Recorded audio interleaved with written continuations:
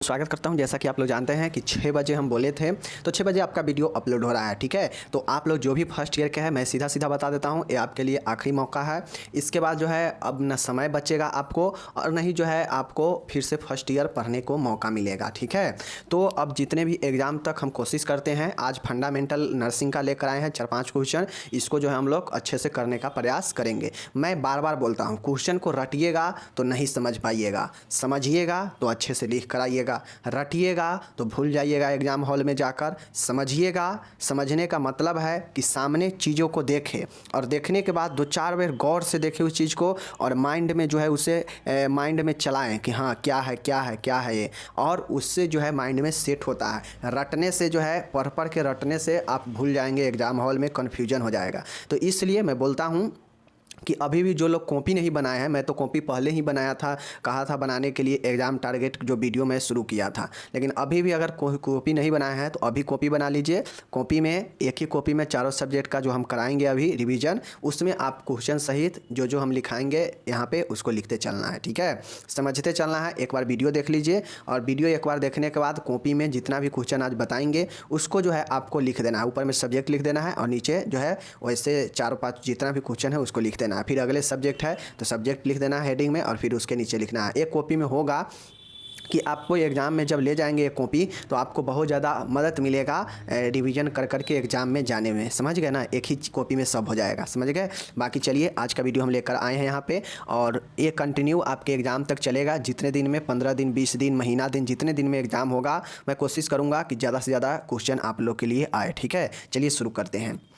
देखिए पहला क्वेश्चन है कि घाव क्या होता है, इसके प्रकार क्या है। देखिए क्वेश्चन तो मैं डिटेल में पढ़ा चुका हूँ, ठीक है ना। बाकी रिवीजन है तो रिवीजन में मैं बेसिक चीज़ें बताऊंगा जिससे आपको याद आकर आप लिख सकते हैं, रिवीजन हो सके, ठीक है। आपसे पूछेगा कि वाउंड क्या होता है, वाउंड का क्या प्रकार होता है, और घाव वाले मरीजों का जो है नर्सिंग देखभाल लिखे, ऐसे क्वेश्चन पूछ सकता है, ठीक है। तो नर्सिंग देखभाल तो आप तो जानते हैं कि कैसे करना है। घाव वाले पेशेंट को दर्द होगा, ब्लीडिंग होगा, ठीक है ना, ब्लीडिंग होगा तो तरल पदार्थ को कमी होगा शरीर में, तो इन सब के लिए नर्सिंग देखभाल लिखते हैं, समझ गए। बाकी चलिए हम लोग देखते हैं घाव क्या होता है। देखिए घाव क्या होता है, अचानक किसी प्रभाव या हमले से त्वचा या तंतुओं यानी फाइबर का टिश्यू का फट जाना घाव कहलाता है। मतलब किसी भी चीज़ों के अचानक मतलब इफेक्ट होने से या हमला होने से जो है स्किन या वहाँ का जो तंतु होता है, जो रेशेदार जो मसल्स है, उसको फट जाने से जो है घाव कहलाता है, समझ गए। यह छिछला भी हो सकता है और सिराओं मांसपेशियों हड्डी आदि को भी प्रभावित कर सकता है। यह छिछला मतलब स्किन को भी प्रभावित करेगा और साथ में यह सिराओं को, मांसपेशियों को, हड्डियों को भी प्रभावित करने वाला हो सकता है एक घाव, समझ गए। तो घाव समझ गए। चलिए अब हम लोग घाव के प्रकार को समझने के लिए, घाव को जो है मात्र 2 ही प्रकारों में बांटा गया है। ऐसे तो बहुत प्रकार है बट याद रखने के लिए रखिएगा याद कि घाव को 2 प्रकार में बांटा गया है, ठीक है ना। 2 प्रकार कौन है, तो एक होता है ओपन वाउंड और एक होता है क्लोज वाउंड, समझ गए ना। मात्र ये 2 ही घाव का प्रकार है। ओपन वाउंड कौन सा होता है, खुला घाव। खुले घाव वह होते हैं जिसमें शरीर से खून बहने लगता है, वह त्वचा फट जाता है। देखिए खुले घाव का मतलब है कि घाव का मुँह होगा, वहाँ पर जो घाव होगा उसका जो है मुँह होगा, वहाँ से ब्लडिंग, पस, मवाद ये सब जो है निकलेगा, तो वो घाव खुला घाव होगा, ठीक है ना, समझ गए। चलिए बी नंबर देखिएगा यहाँ पे, बंद घाव वह घाव होता है जिसमें रक्त शरीर के अंदर ही जो है परिसंचरण करता है, मतलब बहता है, ठीक है ना, परंतु शरीर से बाहर नहीं निकलता है। लेकिन त्वचा फटती है, इसे अंदरूनी घाव भी कहते हैं। देखिए बंद घाव को अंदरूनी घाव भी इसलिए कहते हैं क्योंकि इसमें जो घाव होता है ना, आप देखते हो या किसी का आदमी के जब घाव होता है किसी अंग पे, तो जो है उसका घाव ऊपर से पता नहीं चलता, ऊपर से कोई मुँह नहीं रहेगा, सिर्फ जो है वहाँ का त्वचा जो है लाल होगा और सॉफ्ट होगा, ठीक है ना। बाकी अंदर ही अंदर उसका मुंह रहता है, अंदर ही अंदर पीप मवाद जो है ब्लडिंग जो है वहाँ होते रहता है। तो ये जो है क्लोज बाउंड होता है, इसी को इंटरनल बाउंड भी कहते हैं, आंतरिक घाव, समझ गए। और एक खुली घाव हो गया, तो दोनों समझ गए। चलिए तो ये तो 2 हो गया।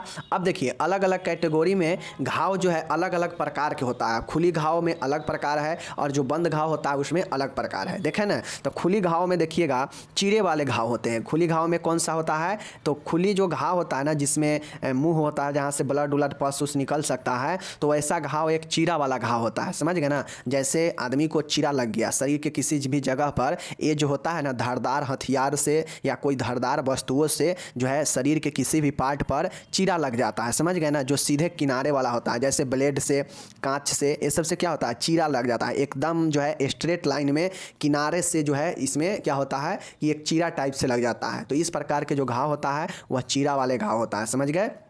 दूसरा देखिए, फटे हुए घाव होते हैं, लैटरेंट वाउंड होता है। फटे हुए घाव का मतलब है कि यह घाव जो होता है, यह जो है आपको पता नहीं चलेगा कि कितना अंदर गहराई तक फटा है और कितना जो है इरेगुलर रूप से फटा है। और ये तब होता है जब कोई भारी वस्तु या कोई भारी दुर्घटना होने से या युद्ध के क्षेत्र में चोटों लगने से ये घाव जो है होता है और शरीर जो है फट जाता है, समझ गए ना। तो ये फटे हुए घाव, जैसे सिर फट जाएगा, समझ गए ना, या शरीर पर कोई ऐसा हथियार चलेगा जो क्या होगा, फट जाएगा। तो ऐसे जो होते हैं ये फटे हुए घाव होते हैं, समझ गए।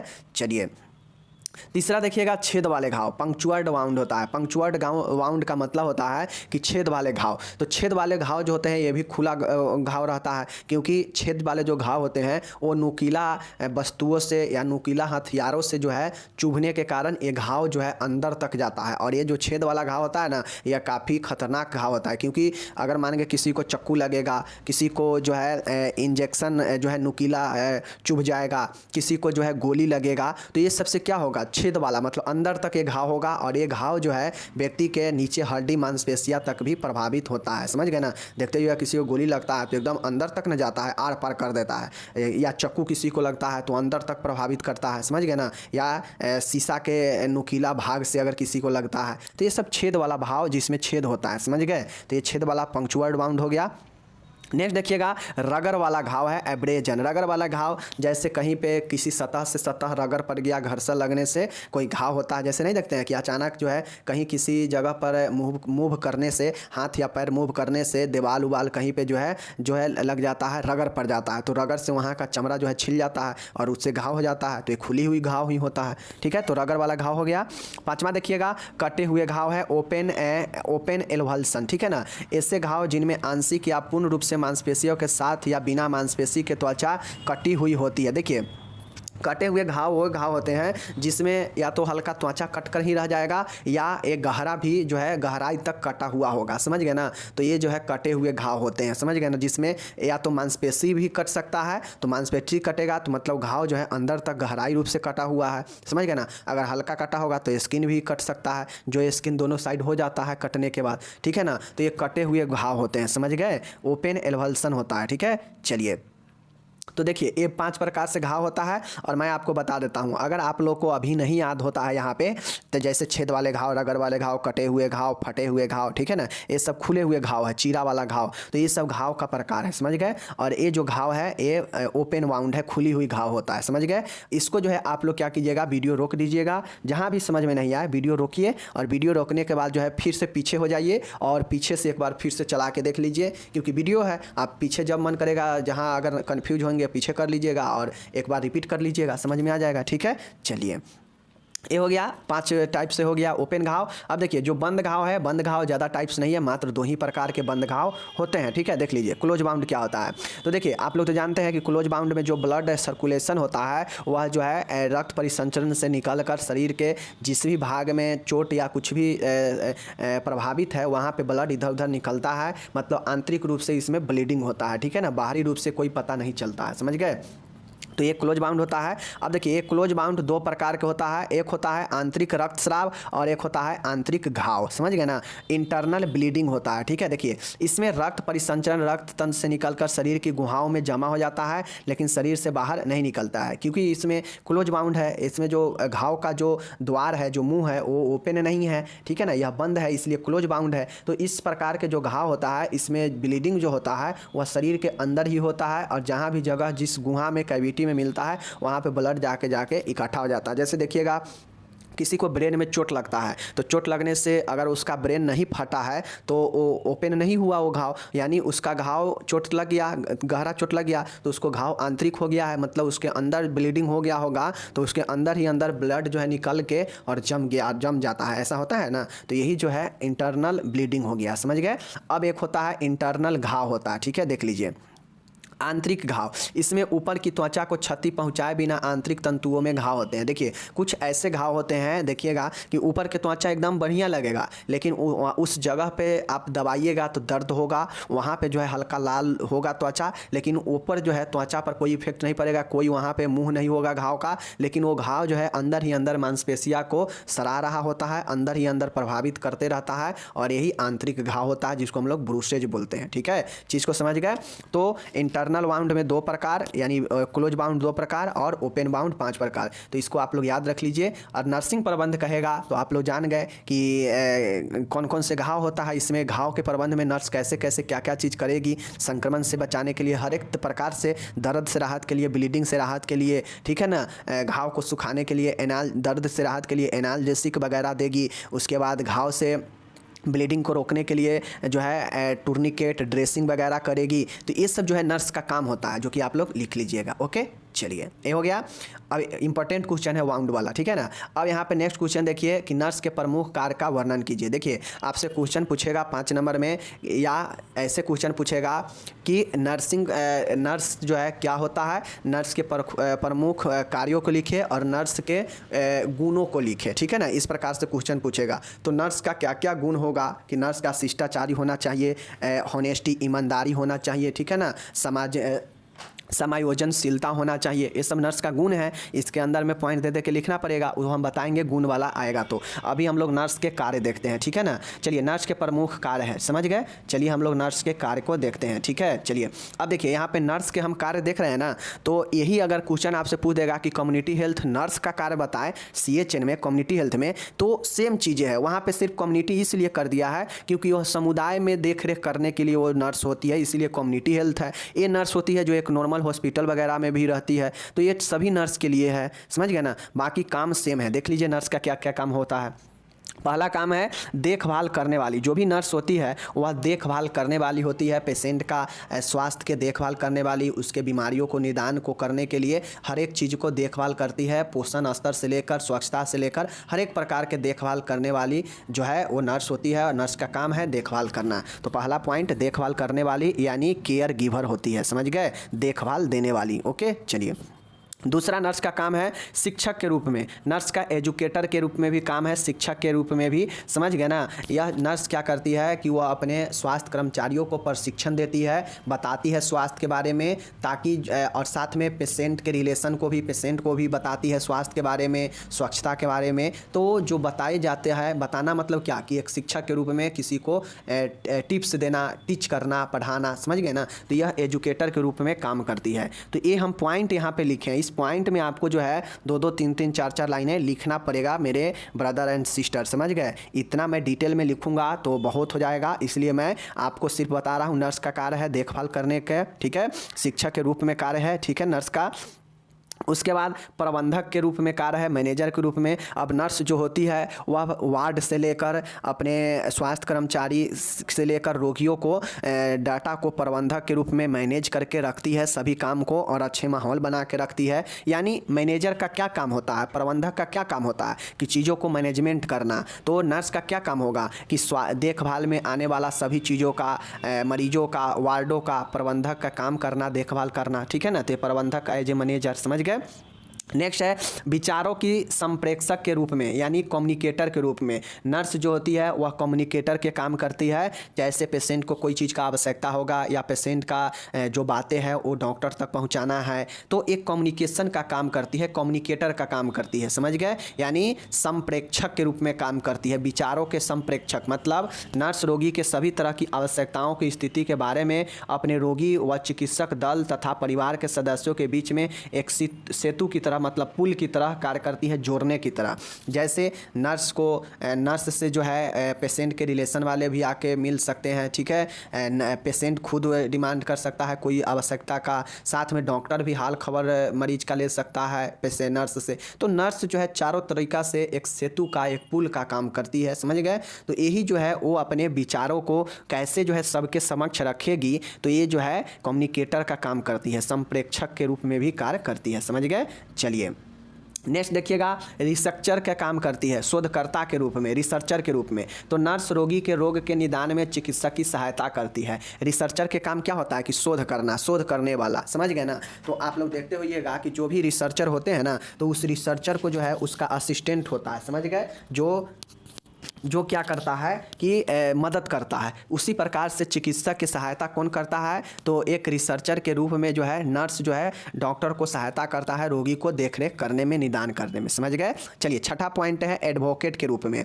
एडवोकेट के रूप में मतलब कि नर्स जो है अपने रोगी के सुरक्षा और उसके कानूनी अधिकारों को जो है रक्षा करने के लिए, उसे सुरक्षा देने के लिए एक एडवोकेट का काम करती है। जैसे आप जो है किसी से केस लड़ेंगे या किसी से कुछ अगर किसी पर केस करते हैं तो आप एक एडवोकेट लेते हैं ना, जब कोर्ट में केस जाता है तो एक एडवोकेट होता है ना, तो वो एडवोकेट क्या करता है, सलाह देता है कि आपके लिए ये जो चीज़ें हैं फिट बैठता है, आप ये डिमांड कर सकते हैं, आप इस कानून के तहत ये चीज़ सलाह देने का काम होता है एडवोकेट का। तो उसी प्रकार से और एडवोकेट क्या करता है, कानून के तहत काम करता है, कानूनी सुरक्षा दिलाता है अपने क्लाइंट को, ठीक है ना।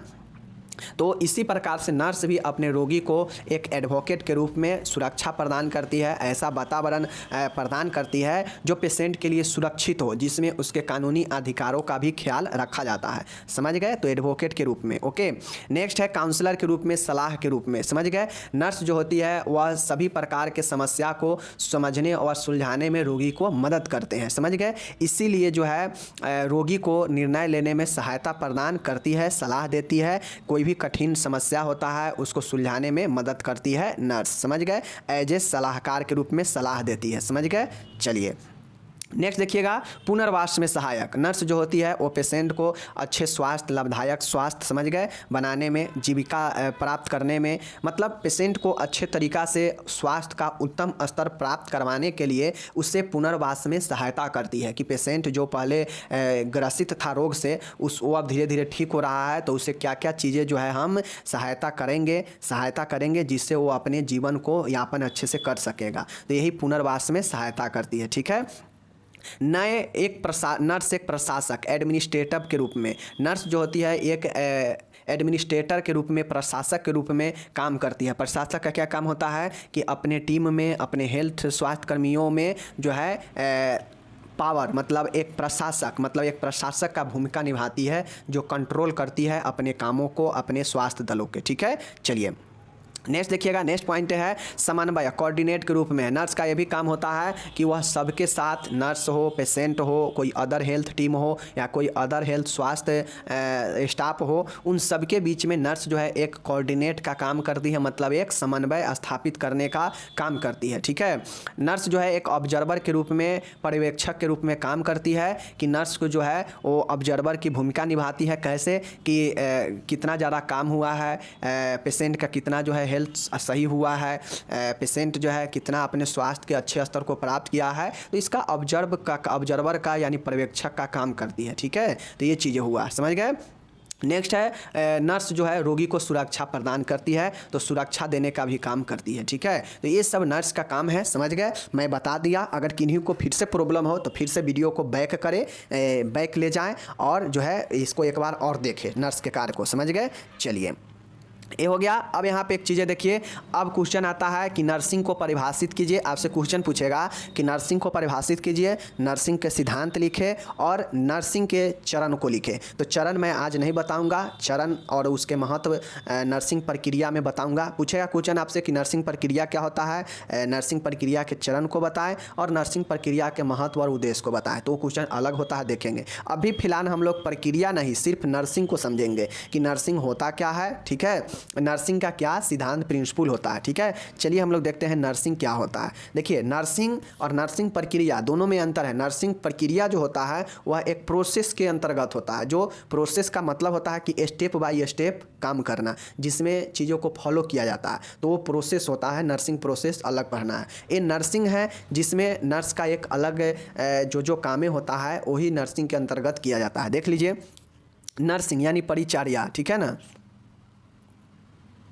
देख लीजिए, नर्सिंग यानी परिचर्या वह सेवा है जिसमें रोगी को औषधि देना, मरीज की संपूर्ण देखभाल करना, रोगी के भौतिक व सामाजिक पर्यावरण की देखभाल करना शामिल है। ठीक है, जिसमें रोगी से बचाव व स्वास्थ्य की उन्नति के दृष्टि से व्यक्ति, परिवार एवं समाज को स्वास्थ्य शिक्षा तथा स्वास्थ्य सेवाएं प्रदान करना सम्मिलित है। तो देखिए, ये तो हो गया इसका नॉर्मल मतलब कि नर्सिंग क्या होता है। तो देखिए, नर्सिंग का मतलब परिचर्या, परिचर्या एक सेवा है। नर्सिंग क्या है? एक सेवा है। ये सेवा किसको दिया जाता है? तो ये सेवा जो है रोगी को, वैसे लोगों को दिया जाता है जो अपने स्वास्थ्य के प्रति जो है गंभीर है, जिसको स्वास्थ्य में प्रॉब्लम है, तो उसके संपूर्ण स्वास्थ्य देखभाल, उसका भौतिक, सामाजिक, भौतिक कहा जाए तो फिजिकली मतलब उसके शारीरिक रूप से, मानसिक रूप से, सामाजिक रूप से हर तरीके के देखभाल प्रदान नर्स के द्वारा किया जाता है, और वही जो है एक नर्सिंग होता है। समझ गए?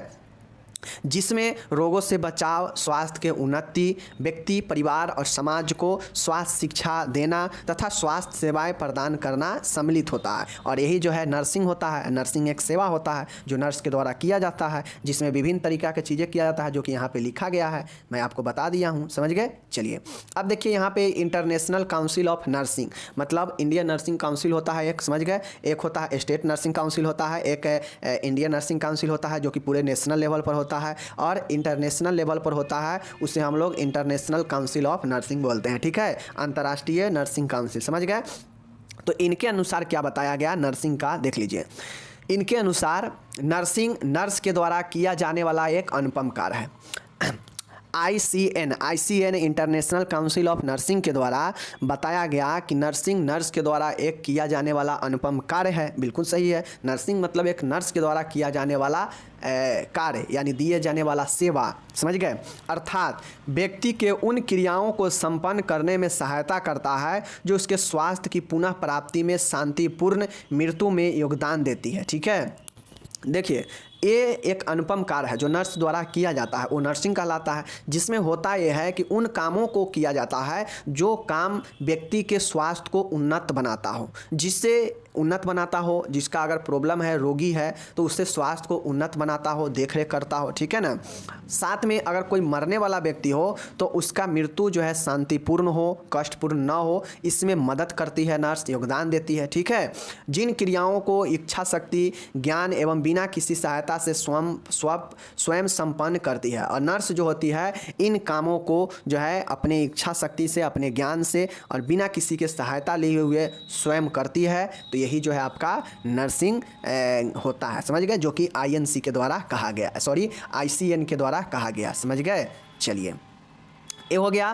फ्लोरेंस नाइटिंगेल ने क्या कहा नर्सिंग के बारे में? तो फ्लोरेंस नाइटिंगेल के अनुसार जो है नर्सिंग को एक ऐसी व्यवस्था में रखता है, रोगी को, नर्सिंग जो है रोगी को एक ऐसी व्यवस्था में रखता है जो प्रकृति के अनुरूप स्वास्थ्य को बनाए रखती है। मतलब फ्लोरेंस नाइटिंगेल ने कही कि भाई नर्सिंग रोगी को एक ऐसी व्यवस्था, ऐसी फैसिलिटी देती है जो उसके स्वास्थ्य को प्राकृतिक रूप से बनाए रखने में मदद करता है। समझ गए? चलिए, अब इसके हम लोग सिद्धांत को देखेंगे। नर्स का क्या क्या सिद्धांत, नर्सिंग देख लिए, अब हम लोग नर्सिंग का सिद्धांत देखेंगे। नर्सिंग का सिद्धांत क्या क्या होना चाहिए, जो एक नर्स के द्वारा जो काम किया जाता है उसमें कौन कौन से चीज़ों को जो है ध्यान में रखना चाहिए। देखिए, प्रमुख सिद्धांत है, पहला जो सिद्धांत है सुरक्षा से संबंधी चीज़ें ध्यान में रखना चाहिए नर्स को नर्सिंग में। समझ गए? क्योंकि नर्सिंग एक सेवा है, एक केयर है जिसमें पेशेंट को प्रदान किया जाता है, इसमें स्वास्थ्य शिक्षा भी दिया जाता है, हर एक चीज़ दिया जाता है नर्स के द्वारा।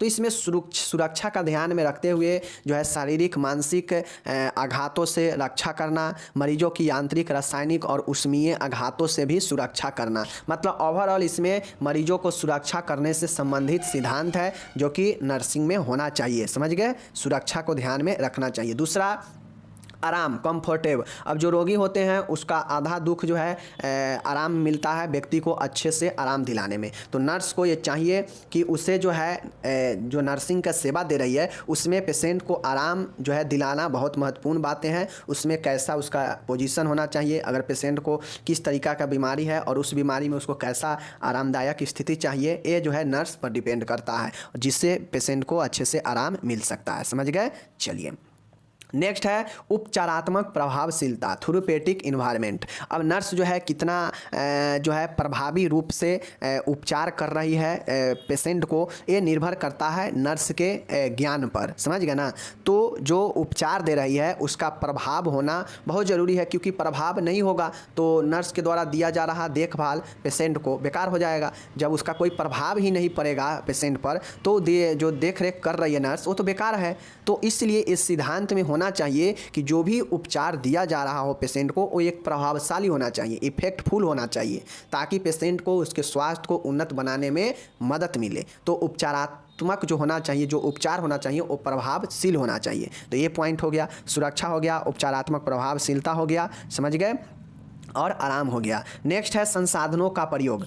अब नर्सिंग का एक सिद्धांत है कि सिद्धांत के मतलब क्या होता है, अच्छी अच्छी बातों, जो बातें मूल बातें वहाँ पे उस क्षेत्र में किया जाना चाहिए। तो नर्सिंग के क्षेत्र में भी इन चीज़ों का किया जाना चाहिए, ये सब मूल चीज़ें हैं। संसाधनों का प्रयोग करना, अगर किसी नर्स को नए नए टेक्निकों का जो है नॉलेज नहीं होगा, अस्पतालों में या कहीं स्वास्थ्य क्षेत्र में यूज करना, उपयोग करना अगर नहीं जानती हो, मशीनों का या बहुत सारी चीज़ों का टेक्निकल चीज़ें आता है हॉस्पिटल वगैरह में, वहाँ पर अगर वो रिसोर्सेज का यूज करना नहीं जानेगी तो क्या होगा कि समय और हर एक चीज़ का बर्बादी होगा, ठीक है ना, और लोगों को फ़ायदा भी नहीं मिलेगा। तो संसाधनों का प्रयोग करना आना चाहिए, ये नर्सिंग सिद्धांत है, समझ गए।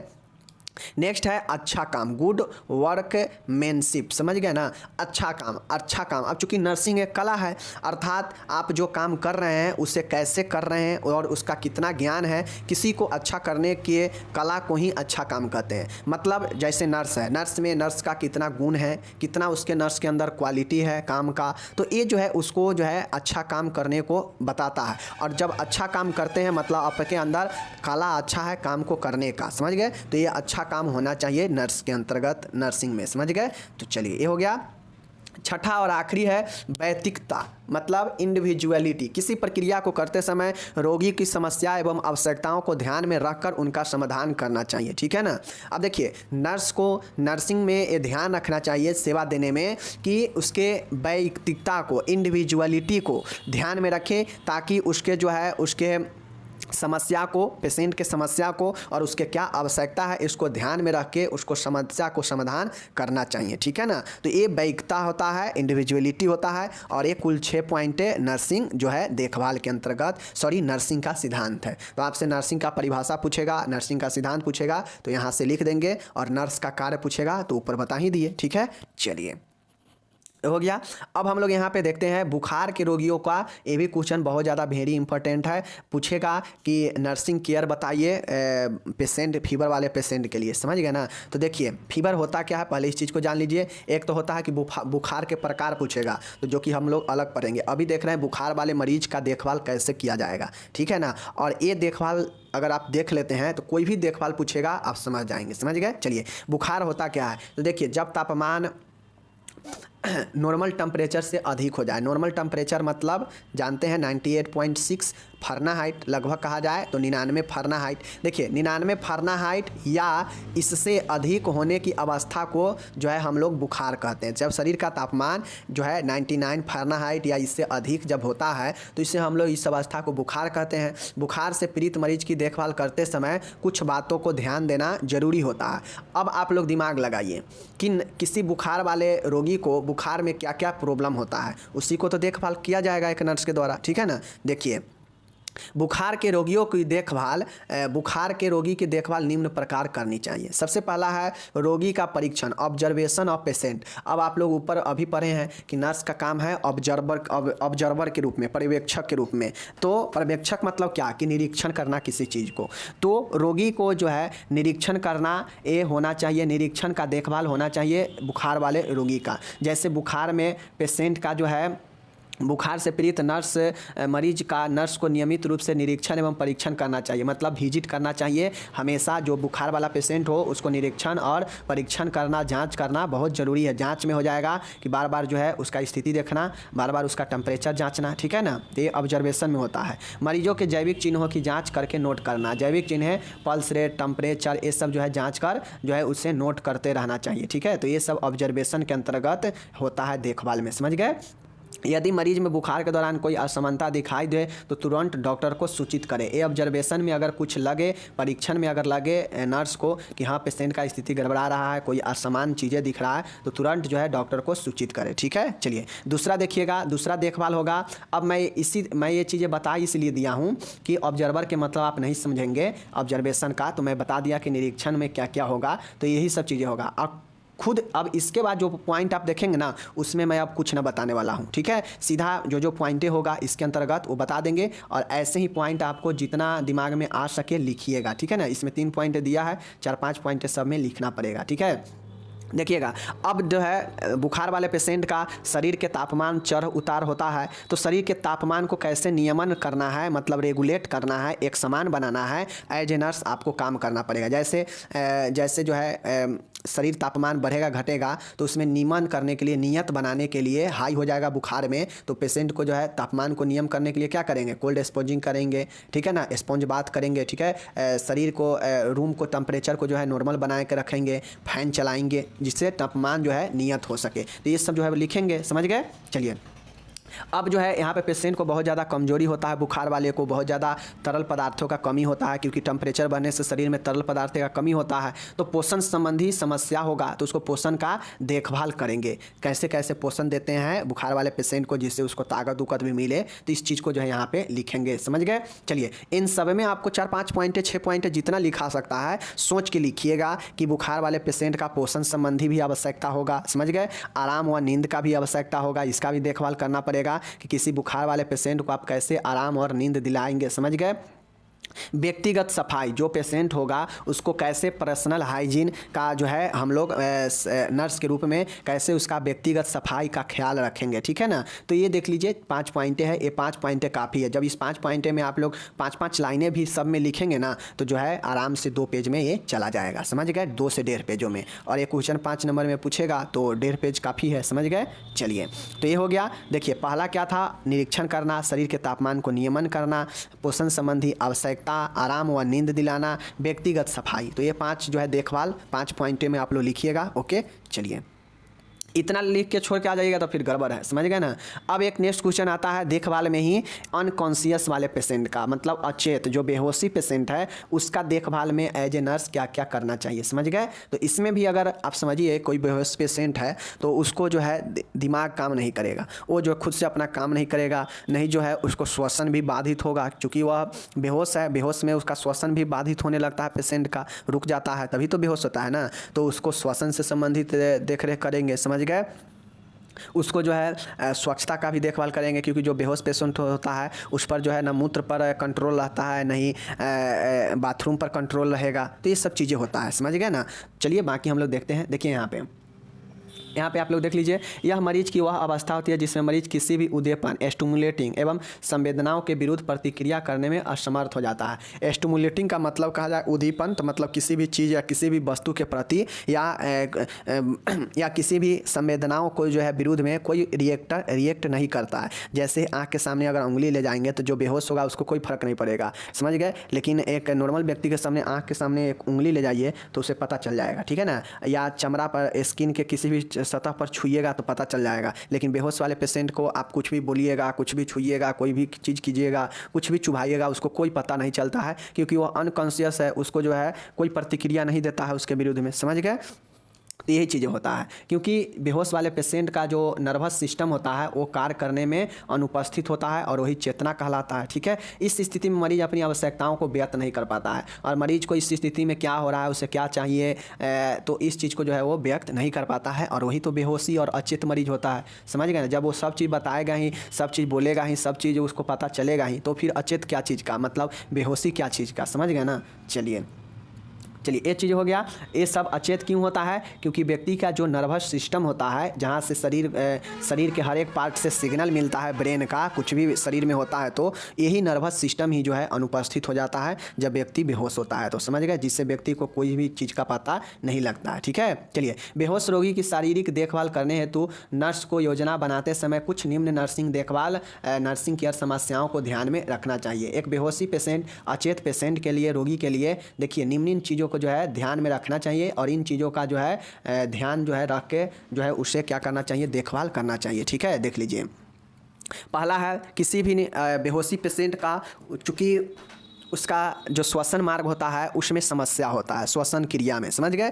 तो उसको श्वसन से संबंधित चीज़ों को जो है कैसे श्वसन अच्छा से उसको चल पाएगा सुचारू रूप से, इसके लिए काम करेंगे। तो जैसे श्वसन मार्ग को साफ करने के लिए श्वसन मार्ग को सक्शनिंग करते हैं, ठीक है ना, मतलब उसमें से कोई भी अगर ऐसा पदार्थ फंसा हो बलगम वगैरह तो उसको सक्शन करके चूस कर जो है बाहर निकालते हैं, ठीक है, जिससे श्वसन मार्ग जो है उसका बना रहे। वातावरण साफ रखना चाहिए, हवादार वातावरण में रखें जिससे उससे ऑक्सीजन मिले, श्वसन मिले, समझ गए, इस ऐसे करना चाहिए, ठीक है। उसके बाद देखिए हृदय संबंधी समस्या, अब जो बेहोश रोगी होते हैं उसका हार्ट प्रॉब्लम भी होता है, समझ गए ना, कार्डियक प्रॉब्लम भी होता है, उसका हृदय जो है सुचारू रूप से काम नहीं करता है, ब्लड पंप नहीं हो पाता है। तो हृदय को अच्छे से काम कराने के लिए जो है क्या क्या करते हैं, इस चीज़ को जो है इस यहाँ पे लिखेंगे, ठीक है। चलिए, अब जो पेशेंट बेहोश है वो तो भाई अपना से ना पोषण ले पाएगा, ना कुछ कर पाएगा, ना वो खाने का ठीक रहेगा, ना कुछ ठीक रहेगा, तो धीरे धीरे उसको शरीर कमज़ोर ही होगा। तो पोषण से संबंधित समस्याओं को जो है देखभाल करेंगे, ठीक है ना, तो ये चीज़ होगा, समझ गए। चलिए,